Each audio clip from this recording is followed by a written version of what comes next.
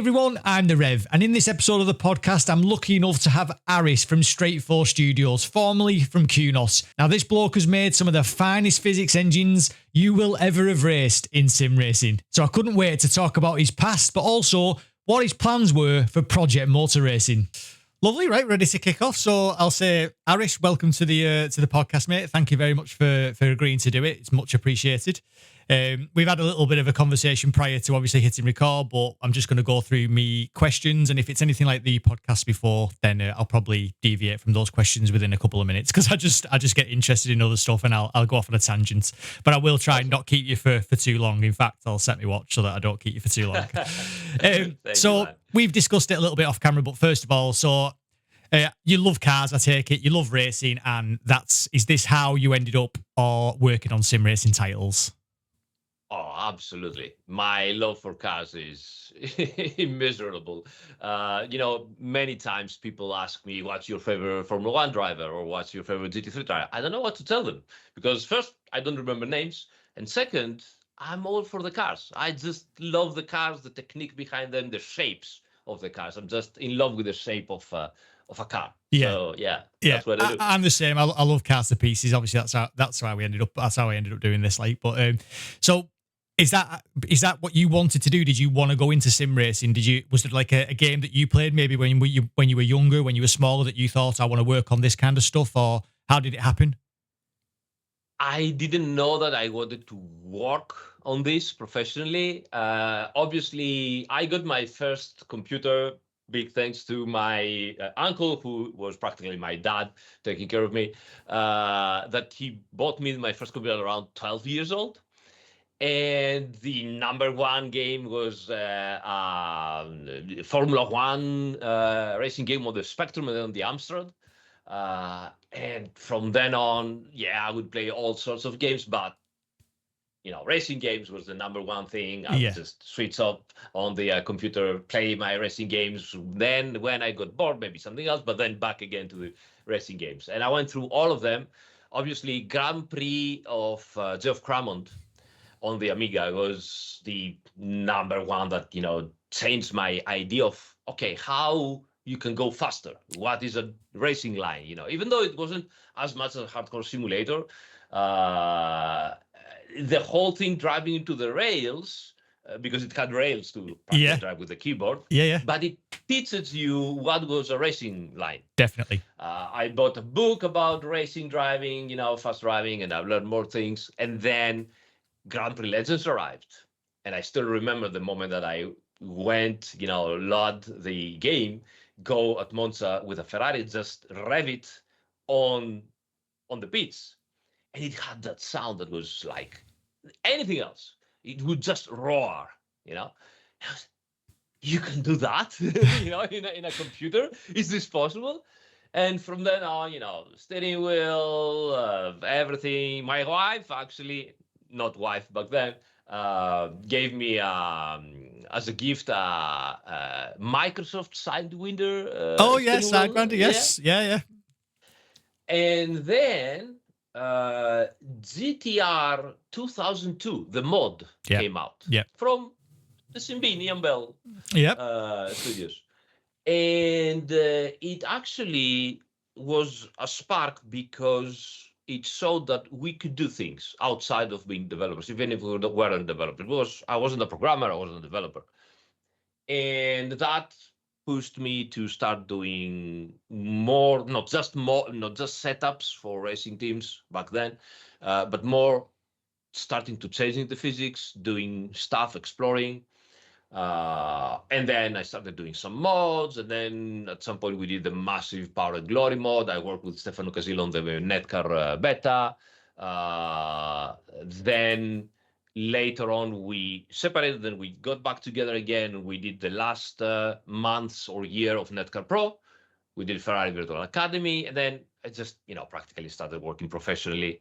So it's a long story. So it came from modding, basically. From modding, you went into that's where you learned, or you started learning from modding. Yes.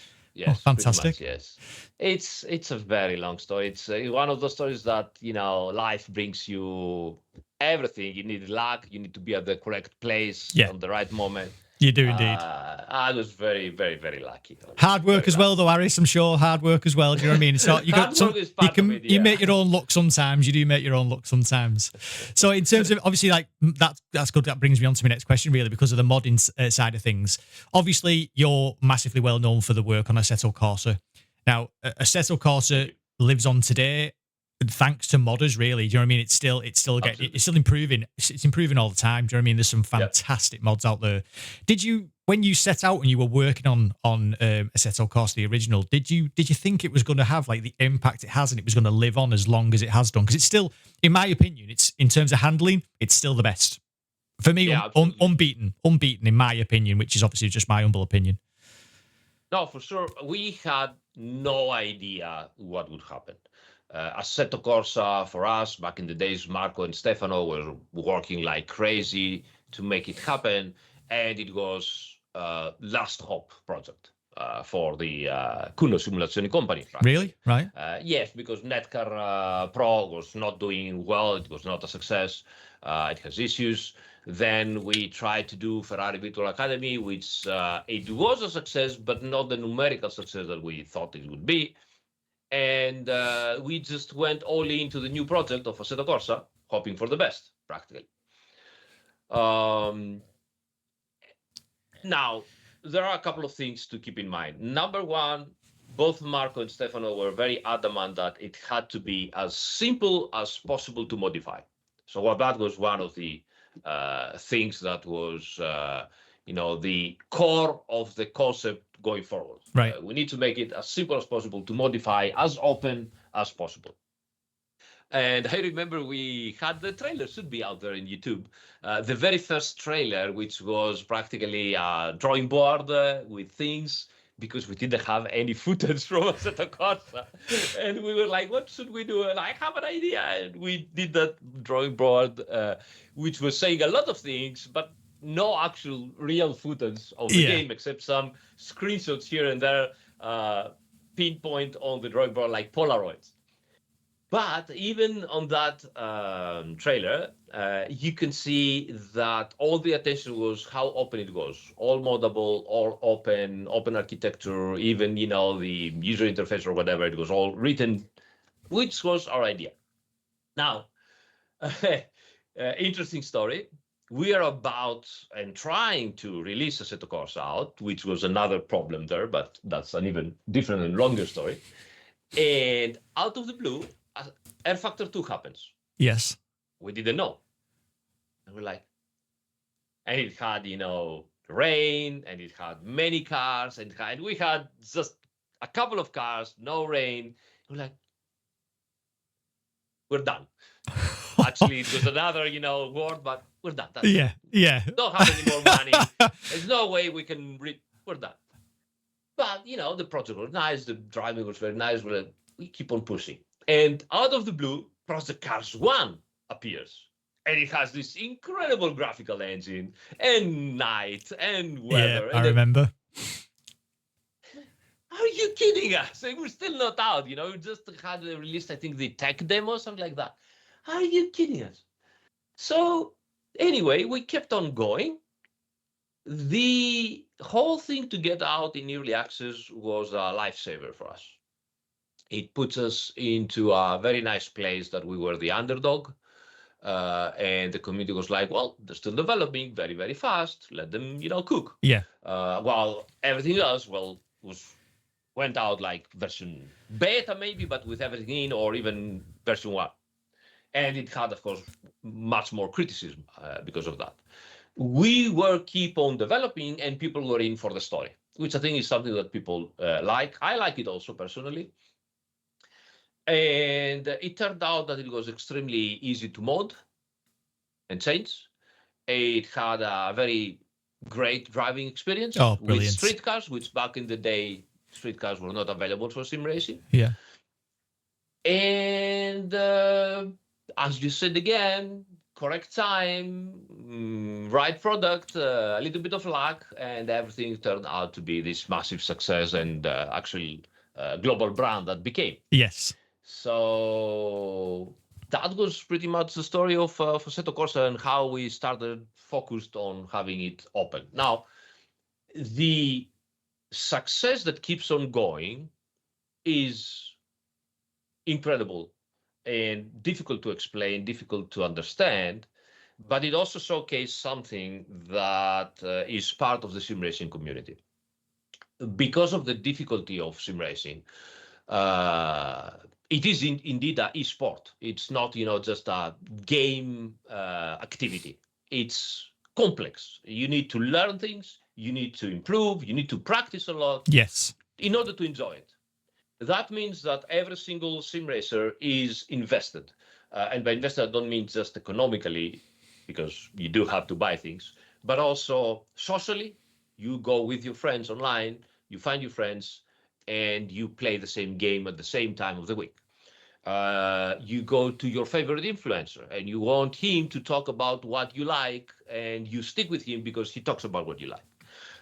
You have downloaded hundreds, if not thousands, of setups that you know and you use every day. You are used and you have created a ton of muscle memory for a truck and a car on a certain sim. You have invested on mods, on software, on telemetries, even on training. All of this is making the average sim racer very difficult to convince that there is a new kid on the block and it should turn the head around and go there. Yes, completely. Yeah. It is not enough to say, oh, we're good. We're just as good, and I'll tell you why the just as good is important. You need to excel in a couple of things so that people start turning their heads and say, oh, wait a minute, this on that is so much better that it's worth it to go there. Okay. Which is very, very hard to do. And right now, we are very lucky to have at least 6 or 7 incredibly well done titles. Yes, with their problems, bugs, whatever you want to say, but they are amazing. Yes. iRacing, LMU, Assetto Corsa, Competizione, Evo, Automobilista, yes. Luckily Project Cars is arriving. So those are incredibly well done titles. But if you really try to be as objective as possible, they are all in the same ballpark. There's nothing that it's going to, and there's also diminishing returns. There's up to a point that you can improve the physics or even the graphics nowadays, to make a big difference. The differences are small. Yes. Which means, a guy is on Assetto Corsa, one. We all know the limitations. The models have even developed it further, so the limitations have been, the limit has taken farther away. And so it's very, very good. And you go to LMU, which is amazing, but is the difference enough? You go to iRacing, amazing. Is the difference enough? So that's why you get so hardcore communities that stay on a certain, simulator and do not move around. They might body it, they might look at it, but they're not, en masse migrate. It's very difficult. LMU needed years to become mature and convince people. Yeah. So the same happened with Assetto Corsa Competizione, if you think about it. We had the first year, which was hell of production, in order to make it more mature. So that's the problem right now. You improve a lot, but it's diminishing returns because you don't make the big step. Yeah. So to answer your question, no, we didn't know it would be such a success. There was no plan to do it like that. There was a plan to make it as open and easy as possible. That paid and keeps on paying a lot already now. Very happy for Kunos to have this incredible success and incredibly proud to have been part of it. And I think it will keep on going, honestly. When was the last time you drove anything on Assetto Corsa? Last weekend, I was in Slovenia with the Graviton, and we had a professional test driver of LMP2 cars and instructor of Porsche, which wanted to try Graviton for training and for training his own pupils that coming along. And he got a wonderful LMP2 mod. We put all together and we drove it, and So to say, last like 3 days ago. Wow, fantastic, fantastic. Yeah. Have you got any? Are there any favorite mods? Is there anything that sticks out of your mind as going like, oh, I remember this mod. This mod is because like for me, I love the Racing Studio stuff. I think the mods are really really tight, really good. Is there anything like that sticks in your head in terms of modding, or do you just like a plethora? No, I don't remember. First, because I don't remember also the names that much of the modding teams until I get them, to read and have to discuss something about them. So I will have to document myself, and I'm pretty worried that I'm gonna make a disservice of mentioning something and forgetting something else. No, fair enough. Because those guys right now, the main big guys, they're doing some incredibly competitive stuff between them. The one GT3 car comes after another, and it's better than the other one, and it's then back on again. Yes. The Formula One cars are incredible, even though I don't like driving so much Formula One cars because they're so intense for me. And there are also some amazing historic Formula One cars, also one Italian, I think he's called Micconi Alessandro, maybe some ASR, who's doing historic Formula One cars, historic GT cars. There is such a amazing content, quality content coming out. It's true that there's also a lot of garbage and rips and whatever part of the game, but I tend to, focus on the great stuff. Yeah. And the great stuff is professional grade quality. So it's unbelievably good stuff. You obviously mentioned a couple of sentences back that like you've got iRacing, you've got LMU, you've got Automobilista, you've got all these titles. Is there any that do you play any of them regularly, or do you not? Oh, yeah. Oh, you do, right? I don't play them because time is extremely limited. But I do try them, and I do long sessions to keep, having the correct muscle memory to react. I love seeing the developments as they go forward. I love seeing the differences. I love seeing the convergence, because I truly think that all sims are like this. They start from whatever, especially in physics, which is what I like more. They start from a certain belief, and they all go towards the realism, pretty much. So I think I'm not making, disrespect to say that the iRacing at some point had extremely hard to control tires over the limit. You would just go just over the limit and spin away. Nowadays, if you compare where it was and where it is now, you can see how they're getting better and better and better to control the tires over the limit. The opposite was Assetto Corsa. The original Assetto Corsa and Competizione was extremely benevolent over the limit. That's why it also became a drift title at some point. Yeah. And it became a little bit harder, the correct amount. So they both were going like that. And you had even LMU that started like this, and then go this, and go this, and it keeps on evolving. It does indeed. Yes. Remember the hypercars, slick tires, where you would start from the pits and everything would be fine.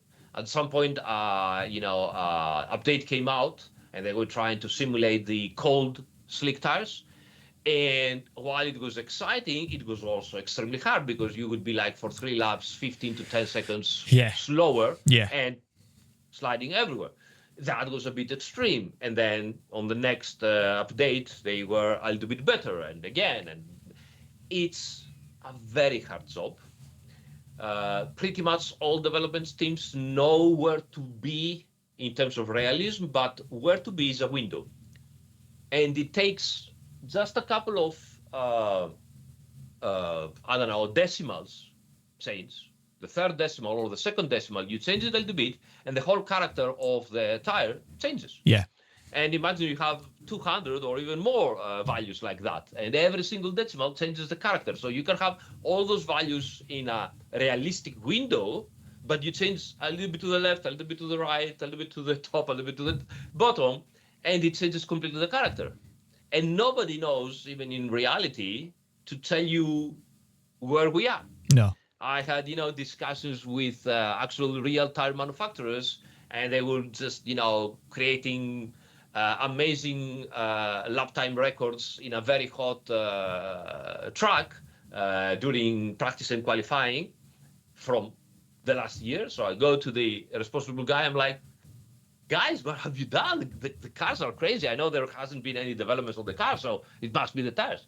And like, hi, you like it, huh? You see how fast we have become? And I, yeah, what have you done? We don't know. We don't know. Oh my God. They had to change something on the carcass of the tires to use some different materials, and the materials were a little bit stiffer. And they had their test and the simulation, and they were like, all right, yeah, that should be fine. But they never expected to be 2 and 3 seconds per lap faster just because of this. Everything else was the same. Yeah. So to give you an idea, it's a whole industry of we don't know and trial and error. I think that I know I've certainly been guilty of it in the past before. I've spoken to people like yourselves. I think we as sim racers can believe that it's actually really simple when obviously it's not. It's not simple at all. And as you say, if you're changing the third decimal down on the third decimal value, and that's creating a completely different feel, and like you say, there's 200 or 300 of these changes you can make. It's obviously incredibly, and the amount of testing time it must take as well to test something and see whether it feels all right or doesn't feel all right, or whether somebody that's more like a layman like me can handle it. Because obviously there's the aliens out there, which is great. The aliens are super, super quick, but 90% of people are like me and like the bang average. And we need to be able to have something we can control as well. And I think you're right in the LMU. There was one particular patch with the GT3s that it came to where I couldn't drive them anymore. I just lost the rear on corner entry every single time. Right. And I was like, well, if that stays like that, I can't drive it. And obviously the aliens were fine, but the average player wasn't. And luckily they changed it, and it obviously it's the way it is now. But there was a spell there where I was like, well, I won't be able to drive those.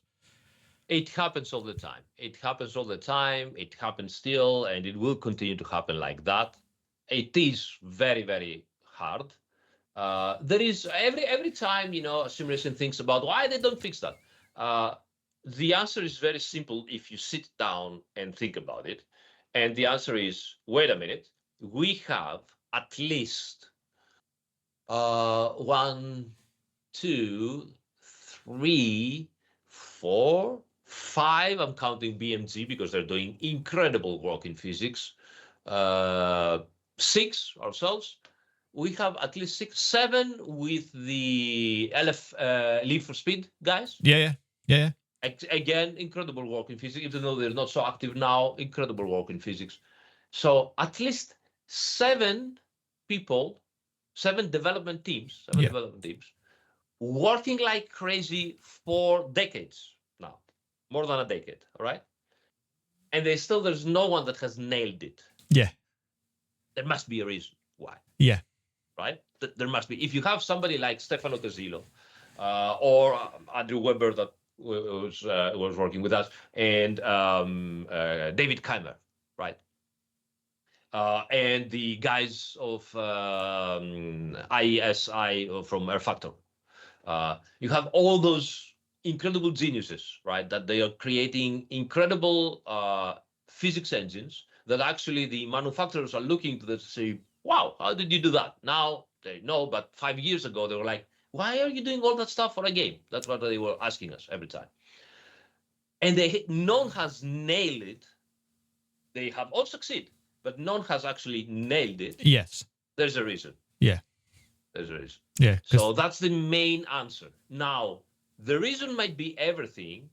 And it's also true that maybe one better sim racer come out with a genius idea. It happens every time. But the main answer is there is a reason to that. It's extremely hard. There's not a documented solution. No, definitely not. Not a documented solution. Yeah, no, that's fair enough. So yeah, it's very, very hard. And then there is also something else to think about it. The aliens are extremely capable guys.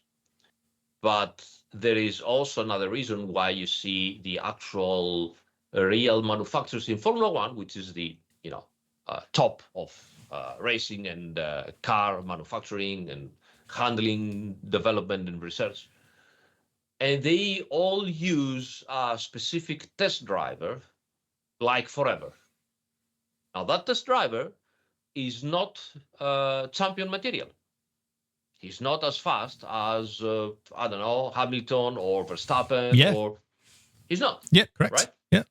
And yet they keep on using them for years until they become old and they have to.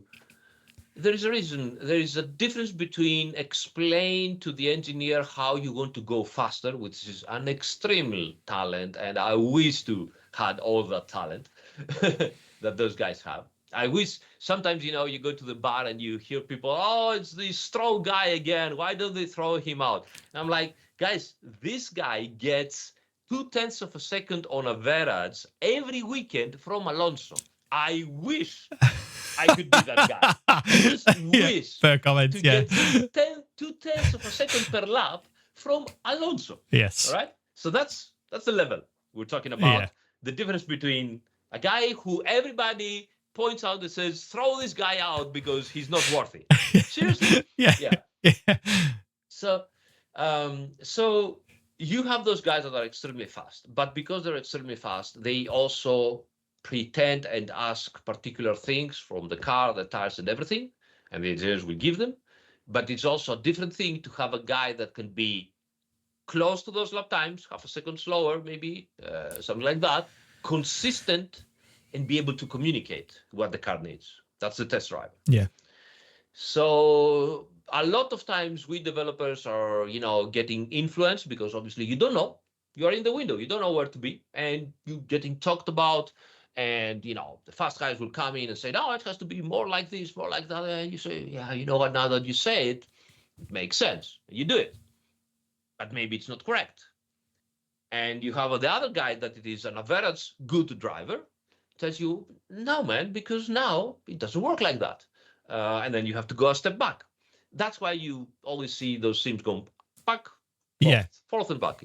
Yeah. So that's probably essentially what happened there with that Le Mans Ultimate, the Le Mans Ultimate update. I would think, because it wasn't just me. There was a lot of people that were like, these tires aren't controllable on the edge anymore.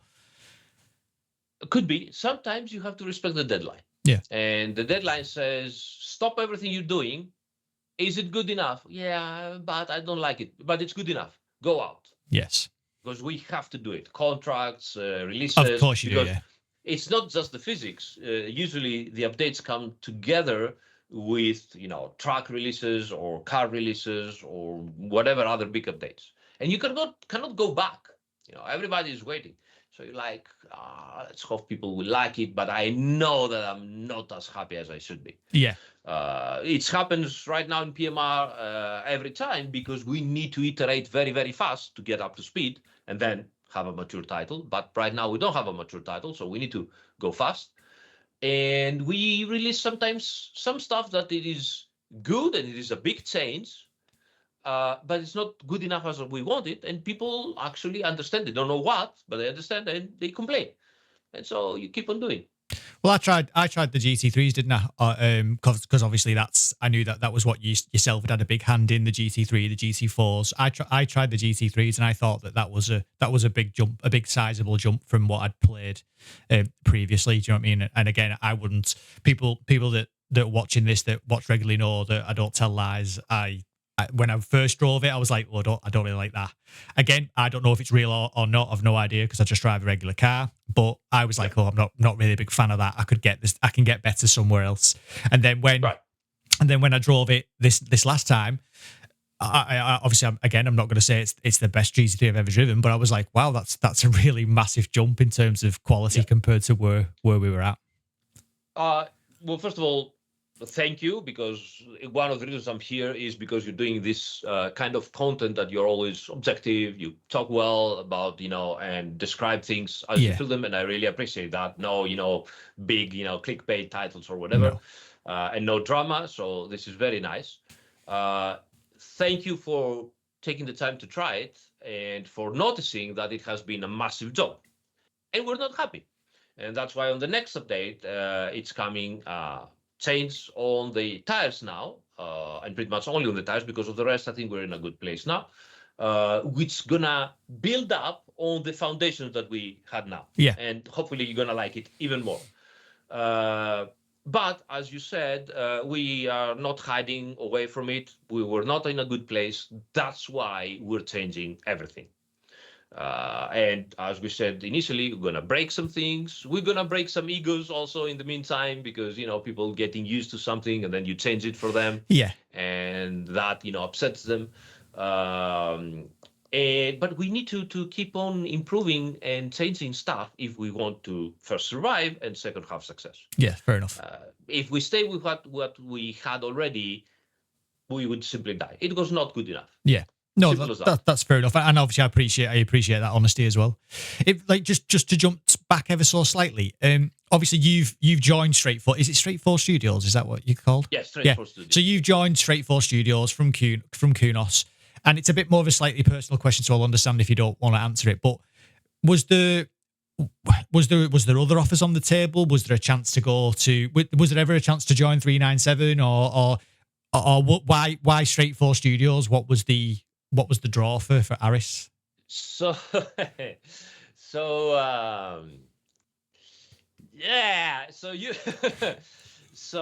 I've left Kunos more than 3 years ago now. I think time really flies.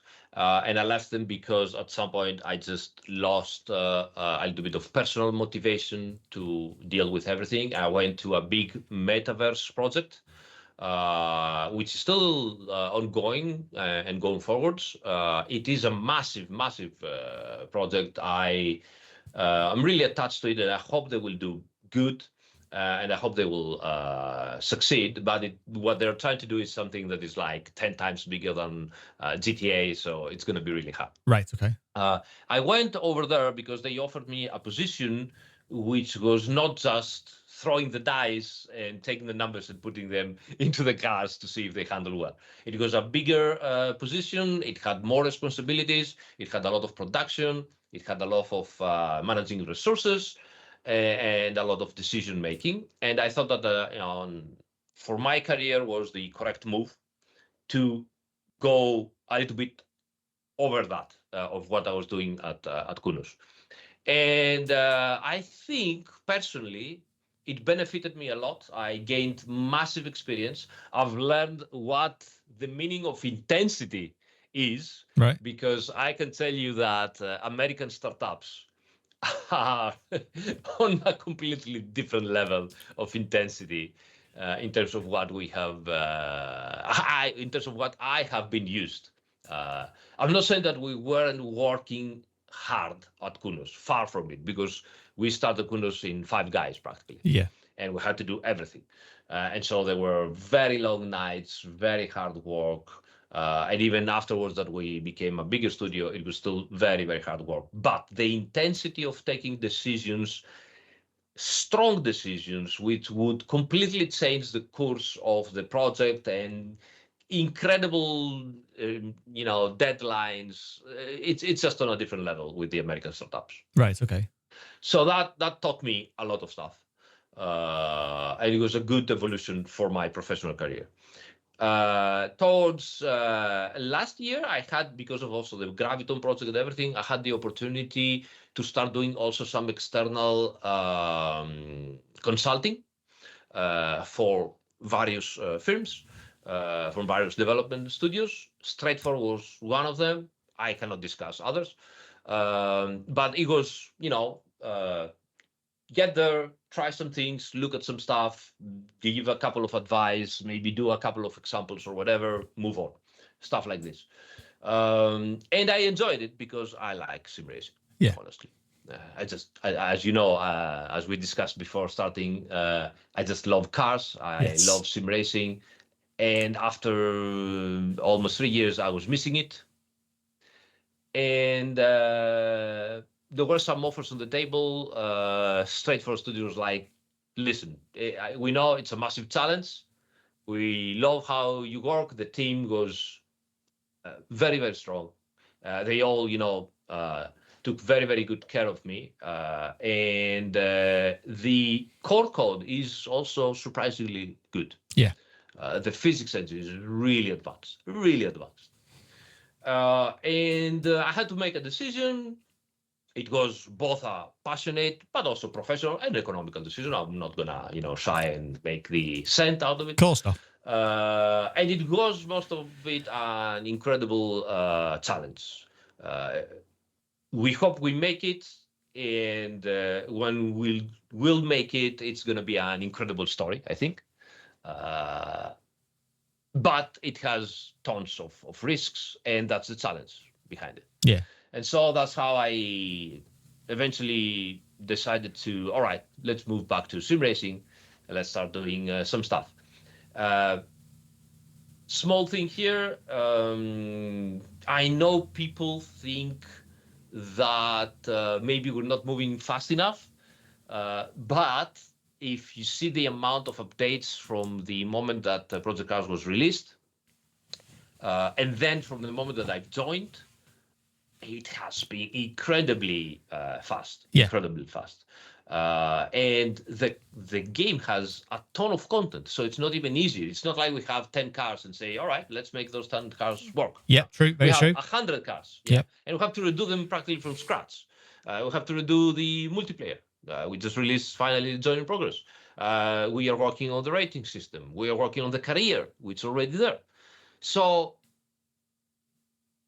it's not an easy job. It's a big challenge. I hope I'm worthy and up to the point to be able to do it. The title that I got is a little bit funny, as I call it, but also of extreme responsibility. Yep. And my job is here practically not just to do the physics, but most importantly, to get in contact with the community. Yeah.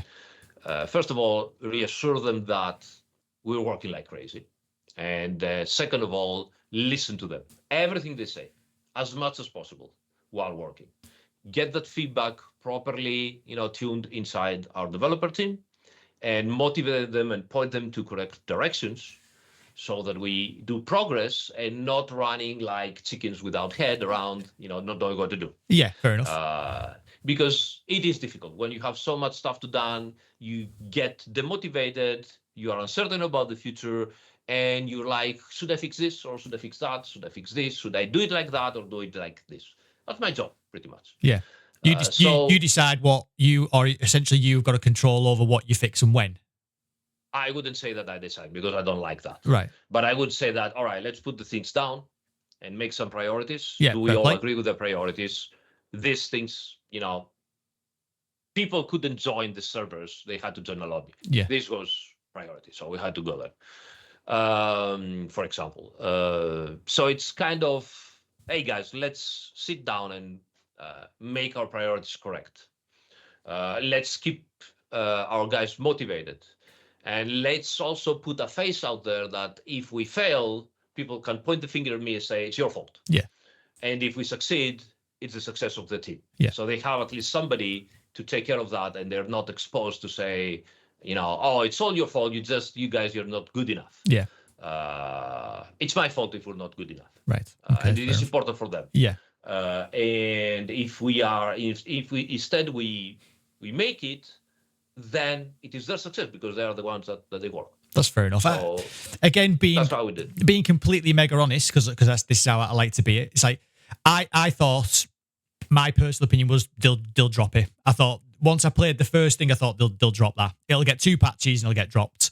So I'll be again massively honest because I think the team, the fact that they've not dropped it and we have been add patch and update and for me, and as you say, I think there's been a lot of updates. So I think that's awesome, to be fair, and I'm massively happy to be proved completely wrong. You know what I mean? Because obviously it's not been dropped. It's continually getting updated, and like, where do you this is the final question really, but like, where would you like PMR to be in 12 months time? Like, is there something you've got in your mind, or like, where would you like it to be sat by then?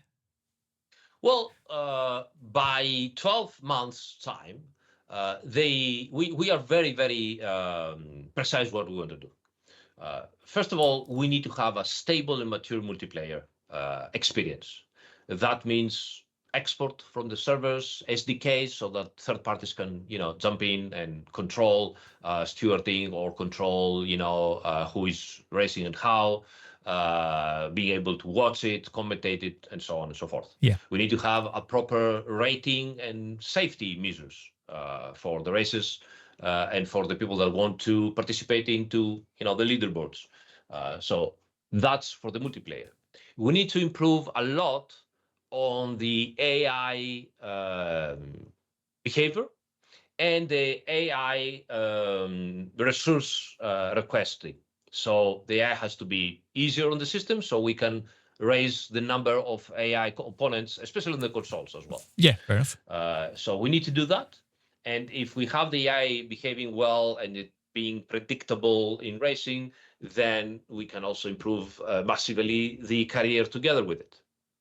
So that's the two pillars that we need to do. Yeah.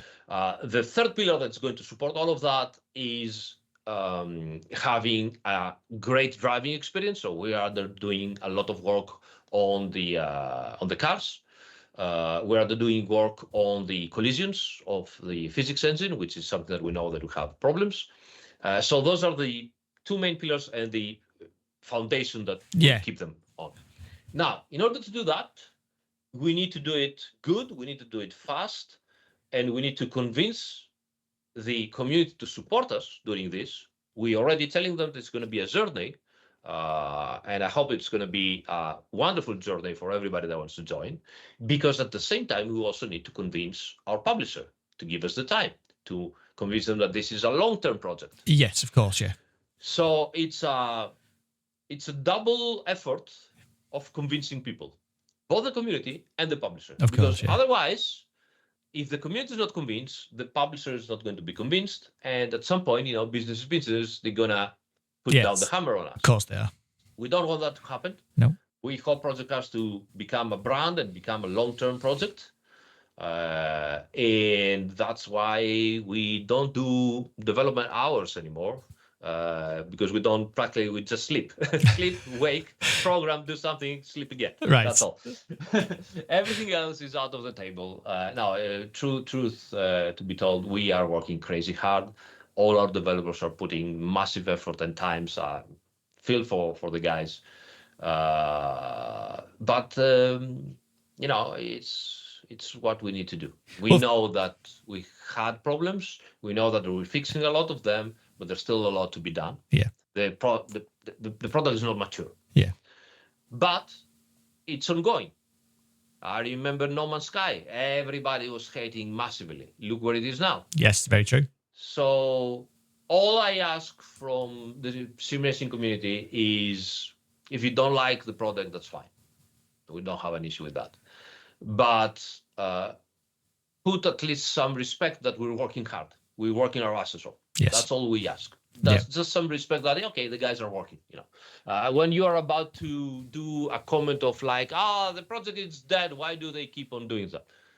That's disrespectful, honestly, because even for your favorite, sim and title that you love and you see it is worthy, it's still not perfect. And some developers behind it, they are working to make it better. Yes. So otherwise, we would all be here playing Gran Turismo and Forza Horizon, which are perfectly fine products. Yep.